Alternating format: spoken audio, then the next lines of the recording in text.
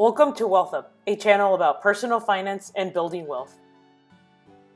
A term used in the personal finance community is house hacking.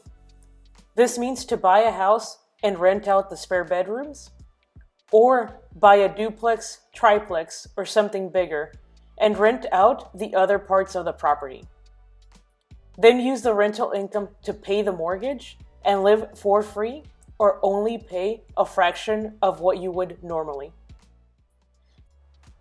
You see many on YouTube and on social media talking about this strategy. It's a great concept.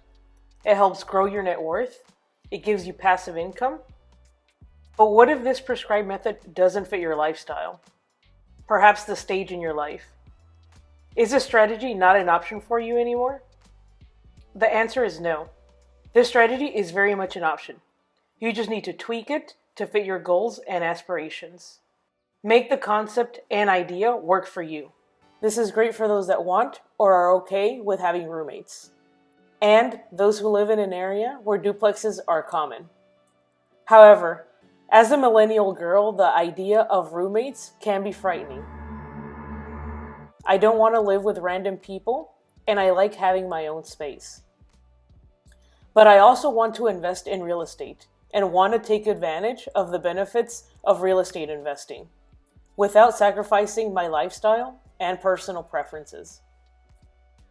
So what I am doing is a modification of house hacking.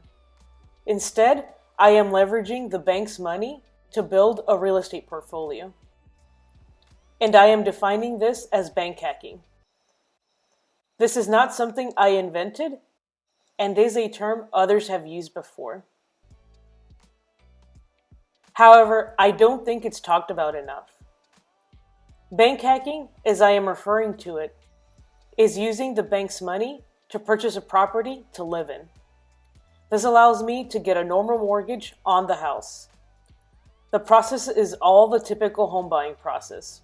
Because I am living in the house, I am able to purchase it with less than 20% down. In fact, the first property in my portfolio, I purchased with only 3% down, and the second one with 5% down. This allows me to hold a very valuable asset with very little capital. In other words, I can own something of significant value with very little money. In essence, I am spending very little money to hold something that is worth 19 times as much. With how low interest rates are at this time, it is very cheap to borrow 95 to 98% of the house value. Plus, the debt is being paid off by the tenants. With time, the tenants pay for the mortgage. You get to depreciate the asset on your taxes, which gives you a tax break, and the home value is appreciating over time. Okay, now back to the strategy. I buy the house and live in the property long enough to meet the mortgage requirements.